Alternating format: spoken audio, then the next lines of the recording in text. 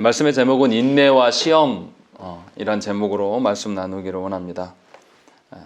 오늘부터 이제 한 10주간, 11주간 정도 야고보서를 수요 기도회 때마다 이제 강의할 계획입니다. 오늘 그 첫 시간인데요. 먼저 야고보서에 대해서 조금 알아야 됩니다.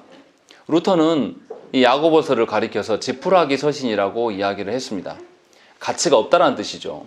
왜 이렇게 말씀을 했냐면 로마서에서 분명히 믿음으로 구원을 받는다라고 이야기를 했어요. 행함이 아니라 믿음으로 구원을 받는다라고 해서 이신칭의를 가르쳤습니다. 그런데 야고보서는 오히려 그것을 뒤집는 듯한 말씀이 나타나는 거죠. 행함이 없는 믿음은 죽은 믿음이다. 이렇게 말하면서 마치 느껴지기는 로마서를 뒤집는 듯한 느낌이 든다라는 것이죠. 그래서 로마서와 야고보서가 충돌되는 것처럼 보이고, 그래서 루터는 야고보서를 지푸라기 서신이라고 말을 했습니다. 계속 교회 안에서 그 이후에도 논쟁이 있었던 부분인데 신학이 발전해 가면서 이제 야고보서에 대한 해석이 더 명확해졌습니다. 그런데 분명하게 야고보서의 말씀은 로마서와 다른 말씀을 하지 않는다라는 것이죠. 분명히 동일한 말씀을 하고 있는 것이고, 그렇기 때문에 성경으로 우리에게 주어진 것임을 저와 여러분들이 분명히 알아야 된다는 것이죠. 그러니까 로마서의 이신칭의와 야고보서의 행함이 없는 그 믿음은 죽은 믿음이다 라는 것은 충돌되는 것이 아니고 동일한 신앙을 이야기하는 것이고, 교회됨과 신자됨을 이야기할 때 반드시 두 가지가 동시에 있어야 될 것들을 말하고 있다는 것입니다. 그렇다면 우리가 도대체 어떻게 이신칭의와 또 행함에 대한 문제들이 함께 결부되어야 되는가, 이것을 말씀을 통해서 알아가야 된다는 것이죠. 한국교회가 굉장히 문제 있는 것은 뭐냐면 신앙하고 믿음을 이야기하는데 교회 안에서의 믿음과 신앙은 있을지 몰라도 교회 바깥으로 나아갔을 때의 성도들의 삶이 아주 상관없는 거예요. 하나님의 말씀과 아무런 상관없는 그런 삶을 살아간다는 거예요. 예를 들어서 우리가 버젓이 활용하고 있는 자본주의에 물든 우리 시스템 중에서 없어져야 될 것들이 상당히 많다는 것입니다. 그런데도 우리는 그 업계가 그러하니까, 그 시스템이 그러하니까 우리는 당연한 것처럼 여기고 살아가요. 이것에 대해서 그리스도인들이 개혁 의지가 전혀 없는 겁니다. 타락한 공동체를 바라보면서도 거기에서 개혁해 나가겠다는 생각을 갖는 것이 아니라, 놀랍게도 그리스도인들이 거기에서 안주하며 이만하면 됐다라고 생각하는 것들을 늘 갖고 살아가는 거예요. 그러니까 사실은 이 한국교회 안에는 칭의가 있을지는 몰라도 놀랍게도 성화가 없다라는 것입니다.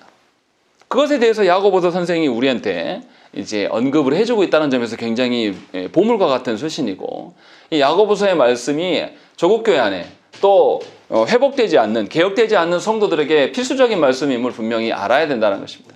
그렇지 아니하면 하나님과 무관한 자로 설 수밖에 없는 것이고, 거짓 믿음을 가지고 분명히 복음으로 하나님께서 우리에게 심겨줬는데 그 복음이 전혀 자라나지 않고 성화되지 않는 우리의 모습을 발견하게 된다는 것입니다. 그러니까 예수를 믿어도 하나도 삶의 변화가 없는 것입니다. 예수를 믿어도 여전히 동일하게 살아가는 것이죠. 그냥 옛날 내 습관대로 해가면서 이렇게 해도 상관없는 것이야 라는 거예요. 제가 전사 때부터 계속 개혁신학을 가르치면서 늘 들어왔던 소리는 뭐냐면, 성도들이 말씀대로 살기를 소망하면서 권면하면 정말 몇 번 시도하지 않습니다. 겨우 몇 번 시도하고 나서 안 되면 바로 뭐라 그러냐면 핑계거리를 찾아요. 개혁신학이 정통신학이 아니라 많은 신앙 색깔 중에 그냥 하나다, 이렇게 치부하면서 자기가 말씀대로 살지 못하는 것들에 대한 핑계거리를 찾고 그것으로 위로받으려고 하는 성도들의 모습을 늘 경험했습니다. 그래서 가르쳐줘도 말씀대로 가르치고 말씀대로 살라고 요청을 해도 다 어떤 식으로 판단하냐면 자기의 경험과 연륜과 자신의 판단에 근거해서 성경적인 개혁신학을 그냥 거부하는 겁니다. 그래서 그렇게 살지 않아요. 늘 그것을 경험했어요. 그것에 대한 한계가 뭐냐면 성화됨이 무엇인지를 모른다는 것이죠. 정말로 참 신자됨과 참 교회됨에 대해서 안타깝게도 조국교회 성도들이 아는 바가 없다는 것입니다. 그 점에서 야고보서가 가치가 있고, 여러분들이 야고보서를 읽어가면서 어떻게 로마서의 이신칭의 말씀과 결부되는지를 반드시 알아야 된다는 것이죠. 먼저 1절을 읽어보시면 뭐라고 되어 있냐면, 하나님과 주 예수 그리스도의 종 야고보는 흩어져 있는 12지파에게 문안하노라 라고 되어 있습니다. 여기서 야고보 선생이 등장합니다. 야고보, 성경 안에서 야고보는 4명이 등장합니다. 거기에 예수님의 제자 둘이 있고, 또 제자 중에 한 아버지 이름이 또 야고보예요. 그리고 예수님의 형제 야고보가 있습니다. 그런데 이 야고보서의 저자는 예수님의 형제 야고보예요. 그래서 이 사도 야고보가 아니라 야고보 선생이라고 이제 우리가 부르는 것이죠. 그런데 이 야고보 선생이 흩어져 있는 12지파에게 문안한다 이렇게 되어 있습니다. 이 야고보 선생이 말하는 12지파가 도대체 무엇인가를 우리가 알려면 사도행전 15장을 이해를 해야 돼요. 사도행전 15장의 내용이 무엇이냐면 야고보 선생이 예루살렘 공회의 지도자로서 서 있습니다. 그런데 무슨 보고를 받냐면 이제 이방인들에게도 복음이 들어가게 됐고 이방인들에게 세례를 주었을 때 성령님이 역사하시는 것을 경험하게 됐다라는 것들에 대한 보고가 들어와요. 그래서 야고보 선생이 이제 이방인들에게도 복음이 전파되었고 그렇기 때문에 이방인들도 교회됨을 인정해야 된다라는 것을 이제 공식적으로 선언하는 일에 참여하게 된다는 것이죠. 그래서 야고보 선생은 이제 이방인들에도 동일한 교회됨의 구성원으로 받아줄 수밖에 없는 그런 상황, 하나님의 복음이 확장되었음을 분명하게 이야기를 하고 있는 것이죠. 이게 무슨 말씀이냐면 예루살렘 교회에 예수 그리스도로 말미암아 원래 유대인이었던 이들에게 예수 그리스도로 말미암아서 하나님의 공동체가 처음으로 초대교회가 형성이 됩니다. 그것이 예루살렘 교회인 것이고 그것을 시작을 경험했어요. 그런데 시작해서 부흥기를 조금 경험하고 있는데 길지 않았음에도 불구하고 놀랍게도 하나님께서는 핍박으로 예루살렘 교회를 흩어버리십니다. 그리고 놀랍게도 유대인들만이 아니라 이방인들에게도 하나님의 교회를 세워가게 하신다는 것이죠. 그런데 그 교회 안에서 여전히 유대인들은 어떤 생각을 갖게 되냐면 율법을 가지고 신자됨을 논하려고 이야기를 해요. 그때 야고보 사도랑 사도들이 예루살렘 공회를 열고 이방인들도 동일한 우리와 하나 된 신자다라는 것을 이제 선언하게 되는 것이죠. 공식적으로 교회가 인정하게 되는 것이죠. 그렇기 때문에 이 야고보 선생은 이제 이방인 교회를 포함한 12사도, 12교회들에게 12지파에게 문안한다라고 이야기를 하는 거예요. 그러니까 유대인이든지 이방인이든지 참 교회됨이 무엇인지를 말하고자 하여서 이 말을 하고 있는 겁니다. 그렇게 이제 우리가 알아들어야 돼요. 그래서 분명하게 교회의 기초가 무엇인가 이것을 우리가 이제 알아야 된다는 것이죠. 교회의 기초는 무엇입니까? 교회의 기초는 사람들의 손에 있지 않아요. 여러분들이 신자 된 것이 여러분들이 무엇을 했기 때문에 구원받은 것이 아니에요. 여러분들이 회개하는 것과 믿음 그 자체도 하나님의 은혜로 말미암은 것이에요. 여러분들이 무엇인가 구원받음에 대해서 그 기초를 모든 것을 닦아놓은 것은 바로 삼위 하나님의 사역이라는 것이죠. 삼위 하나님의 구속 사역이 있었기 때문에 우리가 교회가 되었고 그리고 이 교회에 세워지는 그것이 어떻게 세워질 것을 지금 야고보 선생이 말하는 거예요. 그러니까 로마서의 말씀은 하나님의 그 구속 사역으로 인하여서 믿음의 어떠한 것이 형성된 것을 이야기하는 것이고 이게 복음이죠. 그리고 야고보서는 형성된 교회가 이제 복음의 씨앗이 심겨졌으니까 뭐가 되겠습니까? 여기서 이 씨앗이 뿌리를 내리고 자라가는 것, 그 형태가 교회 안에 있어야 된다. 신자에게 있어야 되는 것을 말하고 있다는 것입니다. 그러니까 살아있는 씨앗이라면 어떻게 하겠습니까? 심기우면 반드시 뿌리를 내리고 뭔가 움이 터 올라오는 것이 살아있는 씨앗이에요. 죽어있는 씨앗은 심어도 아무것도 안 납니다. 그러니까 살아있는 씨앗이라는 것, 씨앗이 지 스스로 땅을 파고 들어가서 심어지지도 않아요.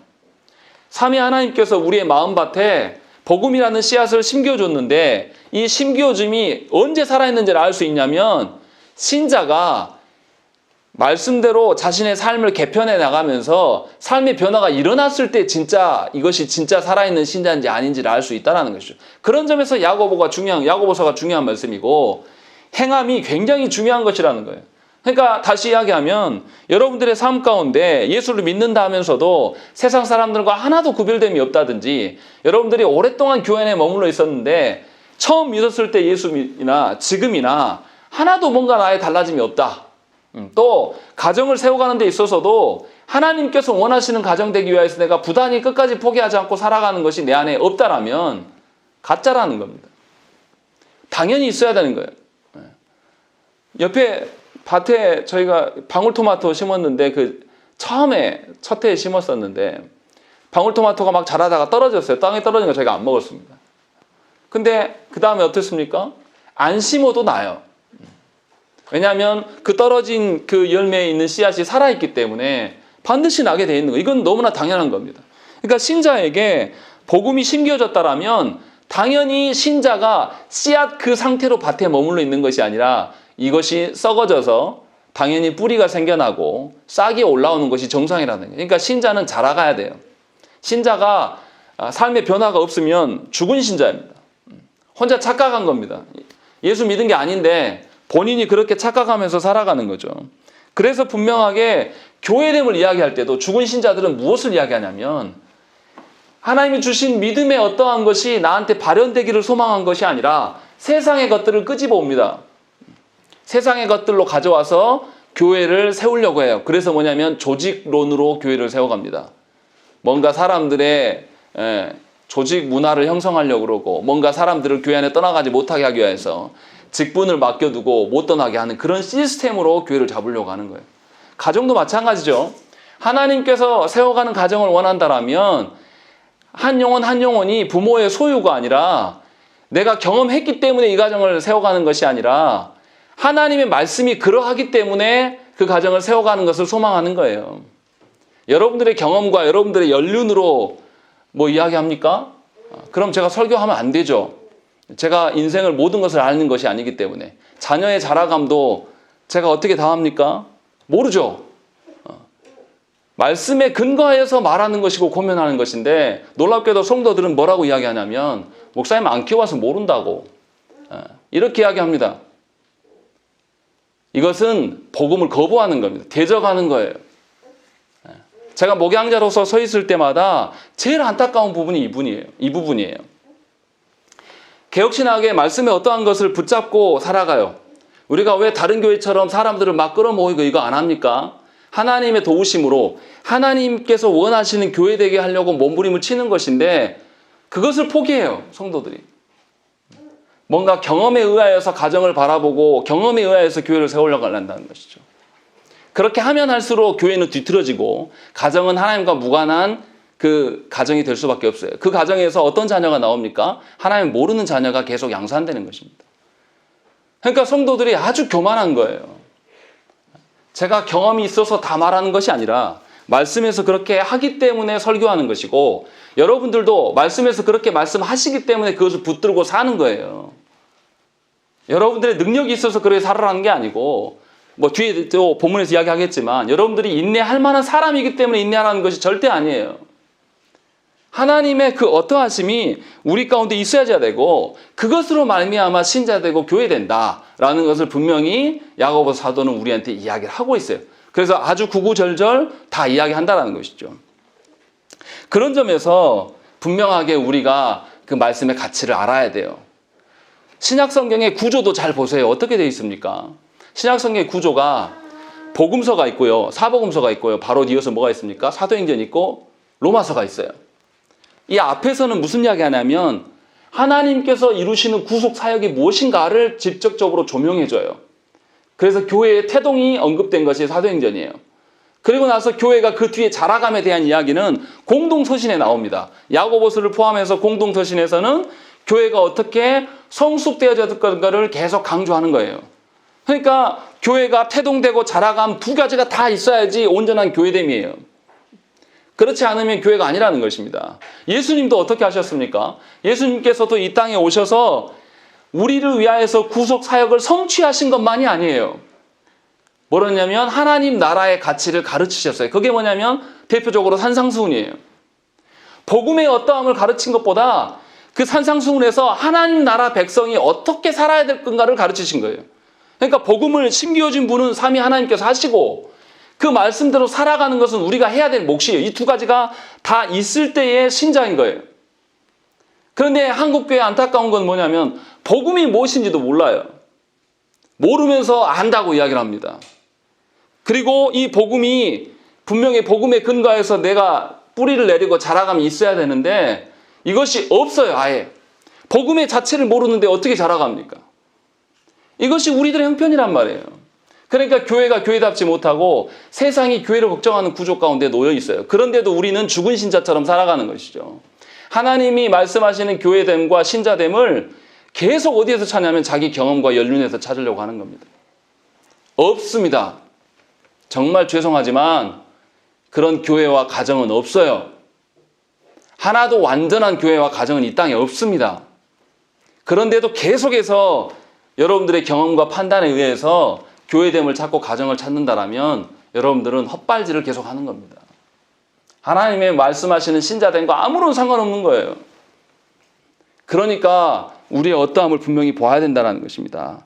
그래서 한국 교회 안에 성화됨을 신학자들이나 여러 목사님들이 계속 이야기를 하는 거예요. 성도들이 성화가 없어요. 성도들 안에 자라감이 없단 말이에요. 성장이 없어요. 어떻게 예수 믿었는지 수십 년이 지났는데 안 변합니까? 여러분들 자녀 학원 몇 달 보내가지고 안 변하면 여러분들 그 학원 계속 보냅니까? 당장에 그 학원 끊어버리죠. 그런데 놀라운 것은 영원한 생명을 다루는 교회 안에 머물러 있었는데도 변화가 없어요. 1년을 다니고 5년을 다니고 10년, 20년, 30년을 다녀도 변화가 없단 말이에요. 그러면서 스스로는 뭐라고 하냐면 나 교회 안의 신자다. 나 직분자다. 내가 주의 뜻대로 얼마나 이 가정을 잘 세운 줄 아냐. 하나님 보실 때 뭐라고 하시겠습니까? 자라감이 전혀 없고 삶의 변화가 없는데 우리 보고서 참 신자라고 이야기를 하겠습니까? 하나님께서 이루신 구원의 그 어떠한 복음이 우리 안에 심어져 있는데 하나도 안 자란단 말이에요. 싹도 안 틔우고 있어요. 그런데 우리가 신자라고 말할 수 있겠습니까? 그럴 수 없다라는 것이죠. 야고보 선생은 지금 이것을 집중적으로 조명해서 이야기를 하고 있어요. 그러니까 저와 여러분들이 분명하게 예수 그리스도로 말미암아 삼위 하나님의 은혜로 말미암아 복음을 여러분들 가운데 여러분들의 마음 중심 안에 심어놨으면 잘할 수 있기를 힘써야 되는 거예요. 물론 잘하게 하시는 분도 하나님 하십니다. 그러나 하나님 주신 은혜의 방편 안에 부단히 노력해야 돼요. 여러분들 한번 뭐 하나 심어서 키워보십시오. 농부가 아무런 수고 없이 그것이 자라고 성장하고 열매를 맺습니까? 그러면 농사 다 쉽게 짓죠. 누구나 짓죠. 그런데 농사 짓는 분들이 무슨 이야기 합니까? 너무 힘들다고 이야기를 해요. 뼈가 다 삭는다고 이야기를 합니다. 그렇게 해서 자라감이 생기는 거예요.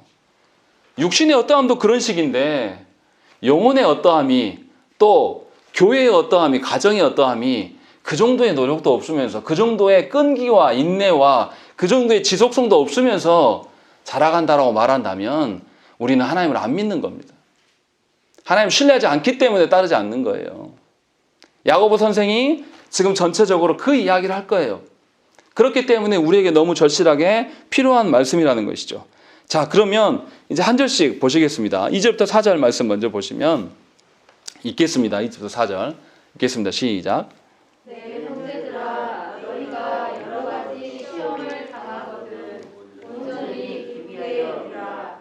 이는 너희 믿음의 시험이 인내를 만들어내는 줄 너희가 아니라.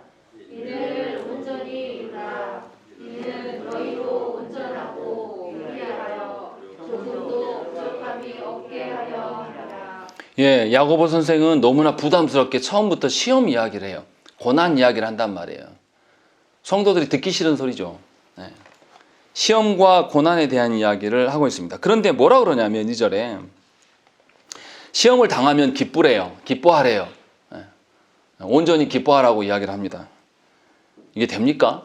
네. 시험을 만났는데 기뻐하라. 네. 그럼 이것은 억지로 기뻐하라는 뜻일까요? 이 의미를 우리가 바르게 알아야 돼요.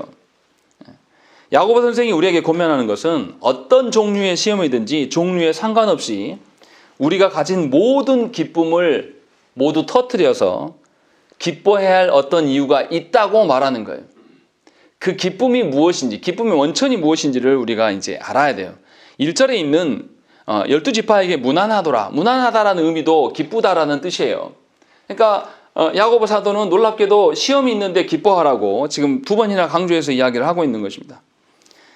3절과 4절 보면은 또 뭐라 그러냐면 인내가 연거푸 두 번 나옵니다.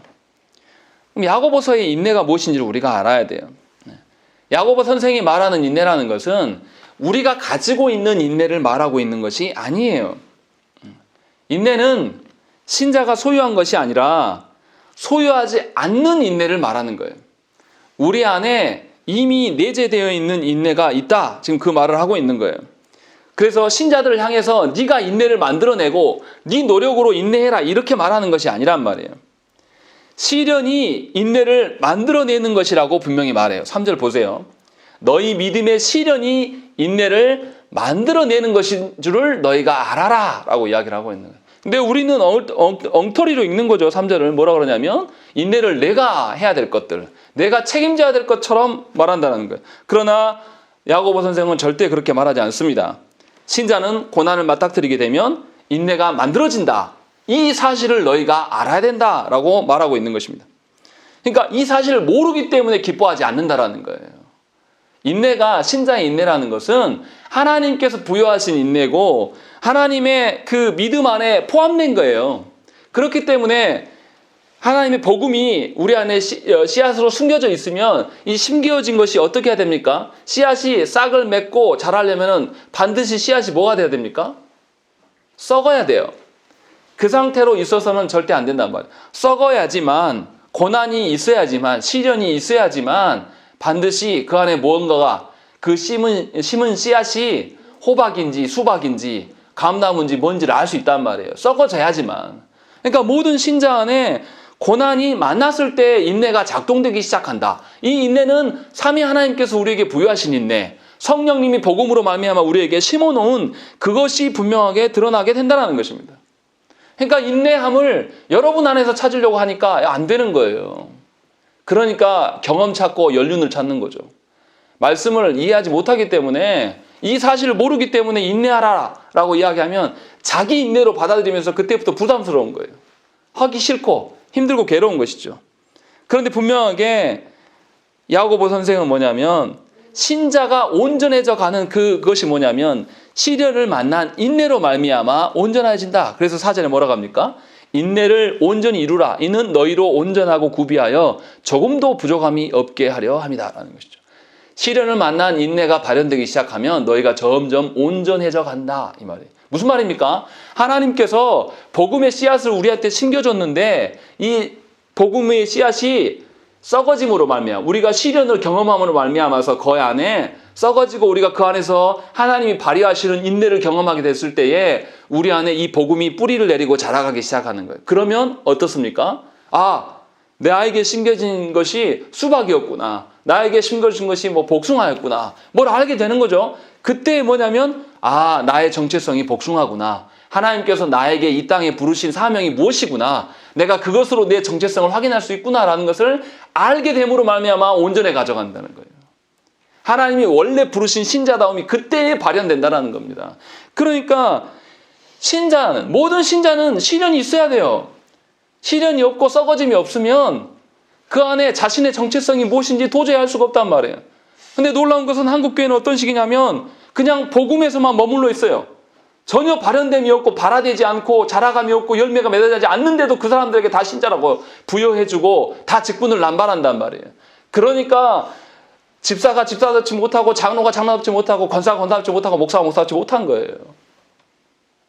자신의 정체성이 시련 앞에서 다 시들어갖고 죽어버리거든요. 그런데 사실은 야고보 선생은 우리한테 무슨 이야기를 하는 거냐면, 시련이 있어야지만 네 정체성이, 하나님이 너를 부르신 목적이, 네 정체성이 무엇인지를 온전하게 밝히 드러난다라고 이야기한다는 것입니다. 이게 놀라운 점이에요. 우리에게 부담 주고 네 혼자 인내해라 이 말을 하는 게 아니란 말이에요. 하나님의 도우심을 구하면서 하나님 의지하라는 거예요. 나 인내 없어요, 하나님. 저 같은 것이 무슨 인내합니까? 하나님 도우셔야 됩니다. 라고 당연히 구해야 될 거 아니겠습니까? 그거 하라라는 거예요. 그럴 때에 우리의 신앙의 원죄의 그 정체성이 무엇인지, 원래의 정체성이 무엇인지가 확연히 드러난다라고 이야기를 하고 있는 거예요. 어떻습니까? 시험이 오게 되면 그 사람이 진짜인지 아닌지가 드러나게 돼 있어요. 시험이 오게 되면 사람이, 어려움이 처해보면요, 정말로 나를 위해 주는 사람이 누군지 확연히 드러납니다. 저도 어려움에 처해보니까 그렇게 평상시에 저 위에서 해주는 것처럼 막 살았던 그런 사람들은 아무도 연락 안 하더라고요. 놀랍게도 안지 얼마 안 된 분들, 전혀 생각하지 못한 분들이 끝까지 내 주위에 남아있어요. 그때 진짜를 알아보는 거죠. 그리고 오히려 내가 사람 본 눈이 없구나 라는 것을 깨닫게 하시더라는 거죠. 인생도 마찬가지예요. 시련이 없는 신자에게 믿음의 어떠함을 어떻게 그 사람이 알 수 있겠습니까? 시련이 없고 역경이 없는 신자가 어떻게 믿음도 없고 믿음이 어떠하다 하고 모든 시련이 왔을 때 나는 당당히 버틸 수 있어 말할 수 있습니까? 아무런 체험이 없는데, 하나님의 역사하심의 체득의 경험이 하나도 없는데. 그러니까 그런 가짜 신자들은 하나님을 온전히 신뢰하지 못하면 시련할 때 다 드러나게 되어 있습니까? 시련이 일어날 때. 그러니까 우리가 분명히 믿음의 어떠함은 반드시 고난을 통해서 드러날 수밖에 없다라는 것입니다. 그러니까 고난의 현장은 우리가 기뻐해야 될 자리라는 거예요. 이것을 못 견디는 사람들은 하나님이 주시는 복음을 던져버리고 다시 세상으로 돌아갑니다. 제가 정말 안타깝게 여기는 것은 뭐냐면, 복음을 이제 가르쳐 놓고 하나님이 이루신 복음에 대해서 조금 이해하기 시작하면 이제 그때부터가 시작이거든요. 근데 성도들이 하나같이 무슨 이야기 하냐면, 그 정도 조금 가르치고 나서 뭐라고 하냐면, 안다고 남발해요. 다 안돼요. 근데 안 사라지거든요. 안다고 사라집니까? 그러면 신앙생활 쉽게요? 왜 이럽니까? 우리 믿음이라는 것은 처음부터 우리 것이 아니에요. 하나님의 신실하심, 하나님의 그 믿음이 있었고, 그 하나님의 믿음이 우리에게 부여된 거예요. 그렇다면 이 믿음이 이제 내 거화 돼야 되는 거예요. 그것이 성화됨이란 말이에요. 하나님의 믿음이 내 거화 돼가지고 나를 재편해야 돼요. 나를 개편해 나가야 한단 말이에요.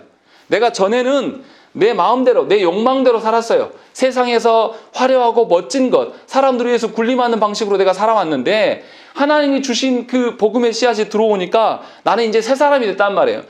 옛 질서로는 살아갈 수 없는 사람이에요. 안 그러면 이 복음이 말라 비틀어져 없어버리거든요. 새로운 재편된 삶이 내 안에 드러나야 한단 말이에요. 그러니까 교회를 바라볼 때도 예전에 내가 알고 봤던 경험했던 교회를 바라보면서 교회라고 말하지 않는단 말이에요. 말씀에서 교회가 뭐라고 하는가를 찾아볼 수밖에 없는 거고, 가정과 또 자녀와 배우자를 바라볼 때도 전에는 내가 좋아하는 내 방식대로 이기적으로 저 사람이 나한테 잘해주면 반응하는 그런 방식으로 살았는데, 또 자녀들까지라도 나한테 잘 해줘야지만 내가 반응하는 그런 나쁜 부모로 살았는데, 이제는 하나님의 말씀을 보고 나니까 그리스도의 사랑으로 말만 이게 키워나갈 수밖에 없다는 것을 깨달은 거예요.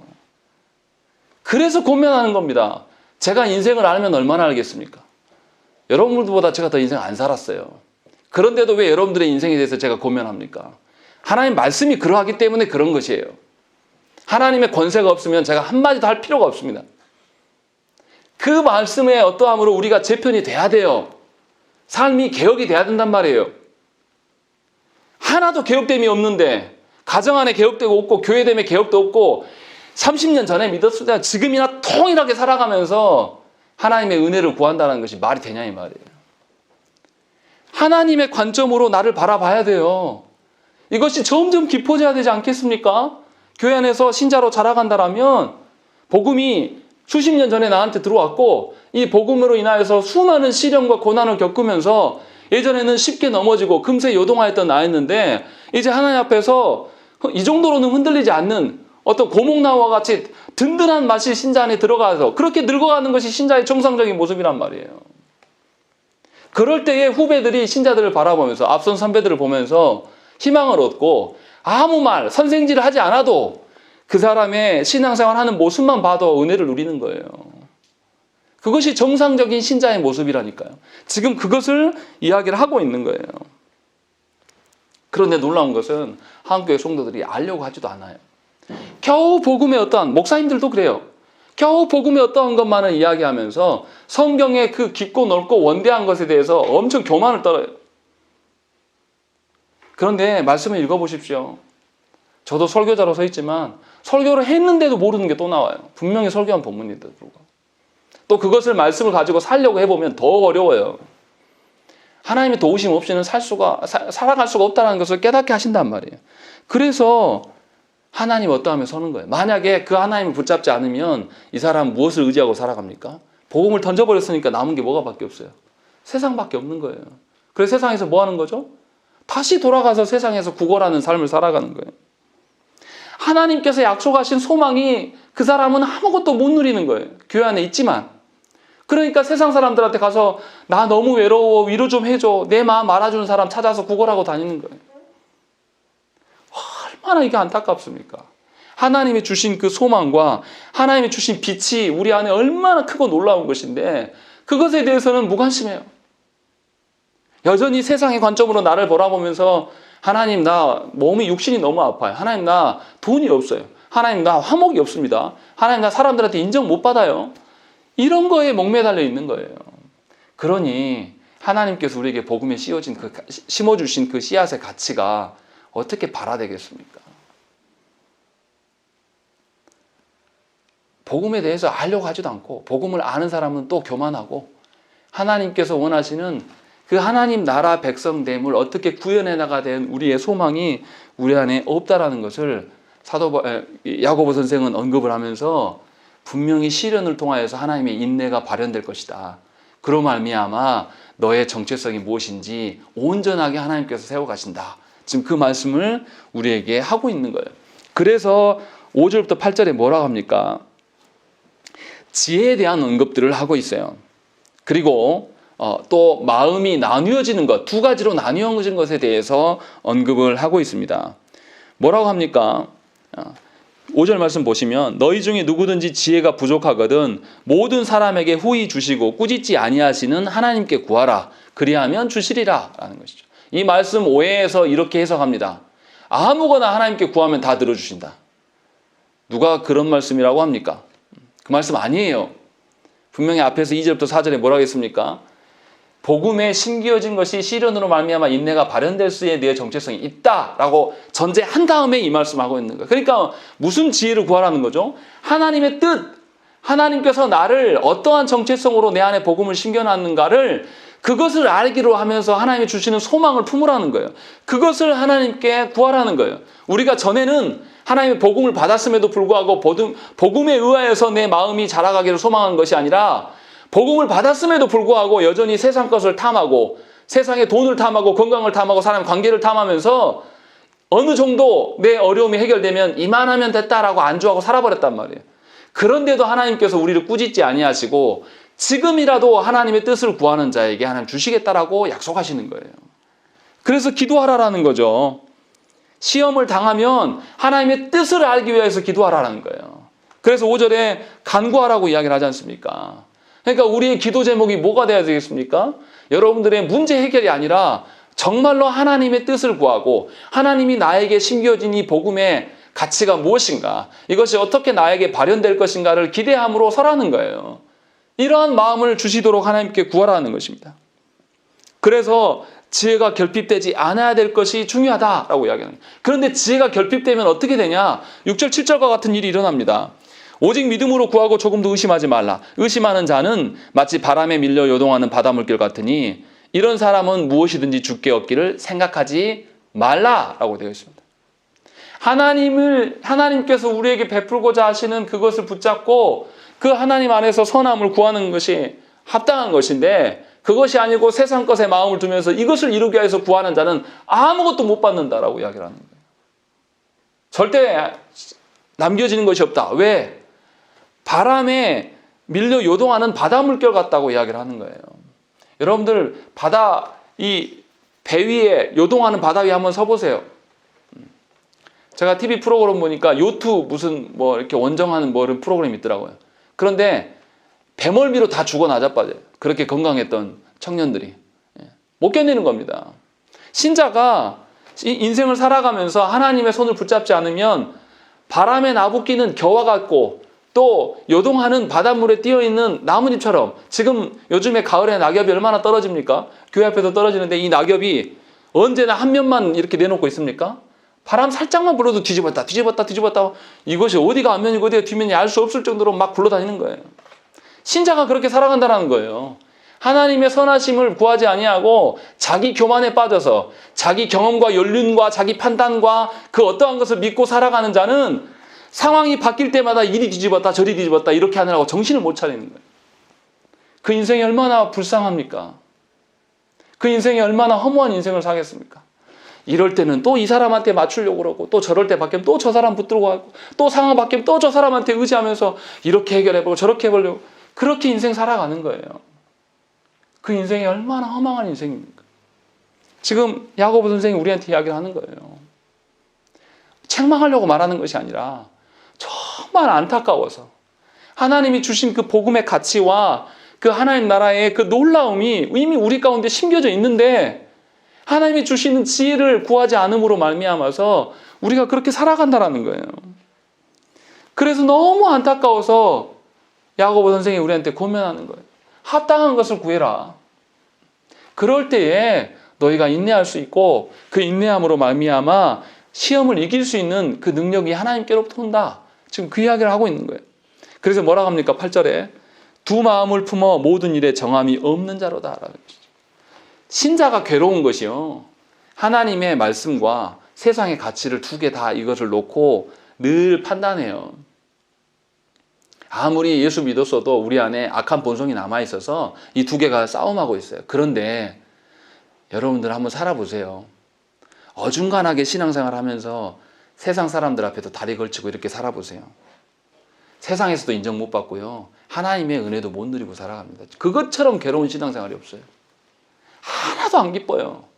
교회 와도 피곤하고 괴롭기만 하고 예수 믿어도 아무런 기쁨도 없어요.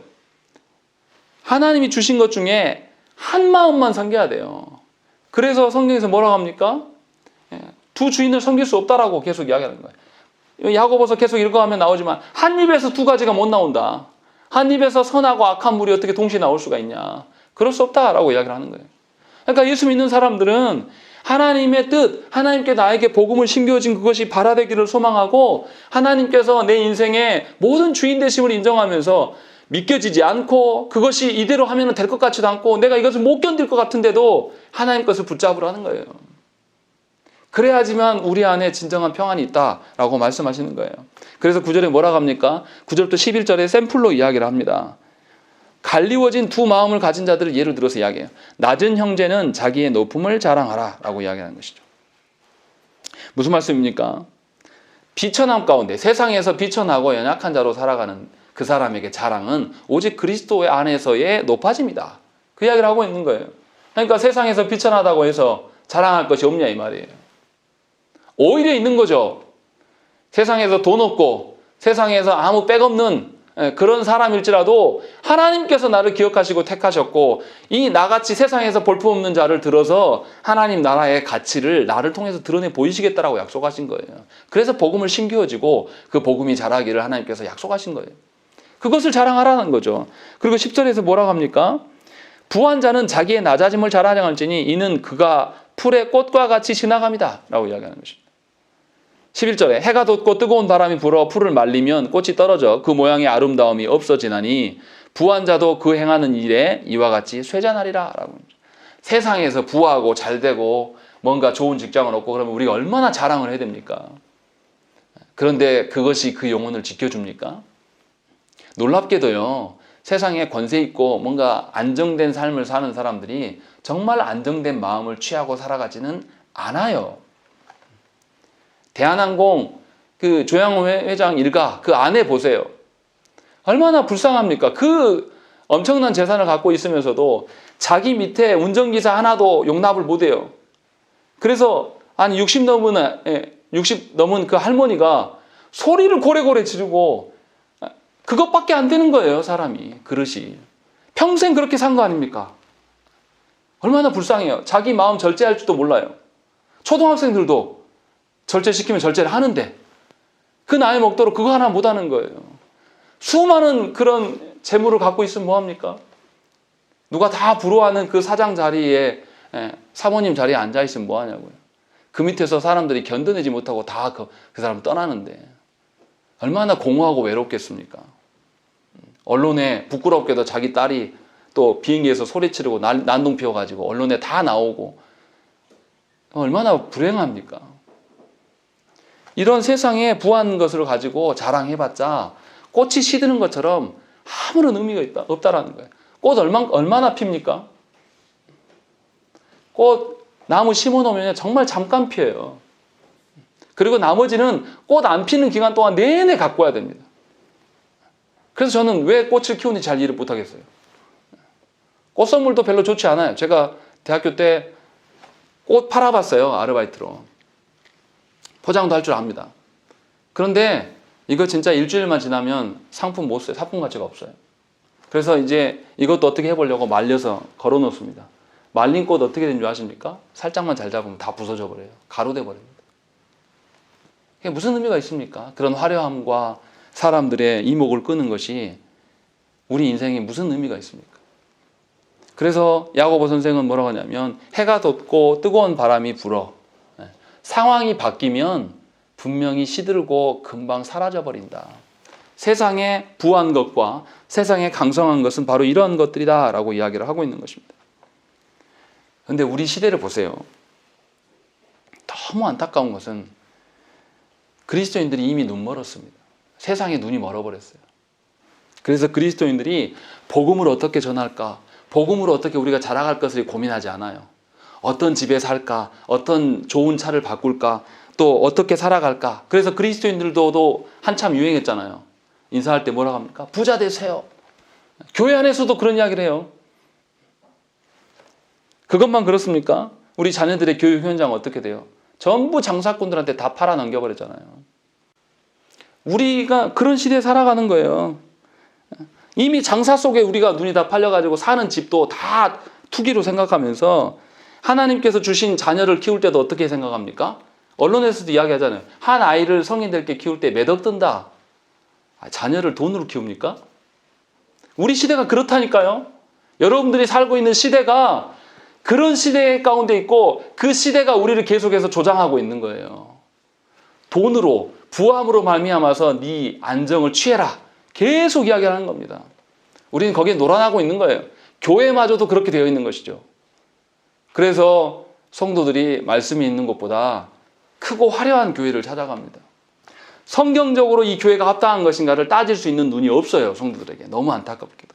야고보 선생은 우리에게 분명하게 하나님께서 베푸신 그 복음의 가치가 무엇이고 그 복음의 가치가 시련을 통하여서 하나님 주신 인내로 말미암아 우리 안에 발현될 수 있음을 말씀하고 계십니다. 여러분들에게 주어진 그 시련과 고난을 고통스러워하지 마세요. 하나님께서 우리 안에 심겨준 복음의 그 씨앗이 어떠한 색깔이고 어떠한 싹을 틔울 것인가에 대한 소망을 갖고 기대하는 마음으로 정말 하나님께서 우리를 부르신 목적대로 한번 서보겠다라고 몸부림을 쳐보자는 거예요. 그러면 왜 하나님께서 우리에게 시련만 주시겠습니까? 분명히 하나님께서 우리에게 놀랍도록 내가 전에 그런 사람이 아닌데 하나님의 복음의 능력으로 말미암아 놀랍도록 나에게 인내가 부여된 것을 경험하게 된다니까요. 내가 그런 사람이 아닌데 하나님께서 나를 사랑해 주시고 나를 기다려 주심 때문에 내가 다른 영혼들에 대해서 참을 수가 있게 돼요. 그러나 하나님께서 분명하게 그 고난의 문제로 여러분들을 교회 안에 나오게 하셨기 때문에 분명한 이유가 있다는 것은 알겠습니다. 그것을 붙들고 하나님께 구하자라는 것이죠. 그럴 때에 하나님께서 우리를 부르신 목적이 우리가 하나 둘씩 밝혀지게 되어 있습니다. 그리고 그것을 체득하게 되면 하나님께서는 더 이상 그 똑같은 시련으로 우리를 힘들게 하지 않으실 거예요. 그리고 더 자라가는 것들을 보여주게 하실 거란 말이죠. 그런 은혜를 누리시라는 거예요. 그런 그 신앙생활의 참 맛을 즐기면서 신앙생활을 하시라는 거예요. 그것으로 충분히 만족합니다. 성도가 많이 안 와도 있는 여러분들이 말씀 안에 자라가면 목사라서 하나님께 부끄럽지 않고 정말 기쁠 수 있어요. 사도 바울 선생이 말하는 것처럼 내 면류관은 바로 너희다. 이런 고백을 할 수 있기를 소망하는 거예요. 그것이 우리 교회의 정체성이 되어야 된다는 것입니다. 그래서 달라지는 삶의 변화가 일어나는 것들이 가정 안에 몇 가정 안 되지만 그 안에 드러난다라면 우리가 왜 교회됨에 대해서 우리가 고개를 들지 자랑스럽게 말하지 못하겠습니까? 왜 하나님께서 우리 교회를 택한 교회라고 말할 수 못합니까? 할 수 있죠. 그렇게 된다면. 그런데 목양이 세워지지 않은 교회, 말씀을 전해도 말씀에 대해서 아무런 반응이 일어나지도 않고 기도하지도 않으면서 그냥 자기 문제에만 시달려가지고 계속 붙들고 살아가고 조금 몇 번 해보다가 안 되면 다시금 옛날 방식으로 돌아가면서 살아가는 그런 교회가 무슨 다른 교회와 차별성이 있고 하나님의 어떠하심이 드러난 교회입니까?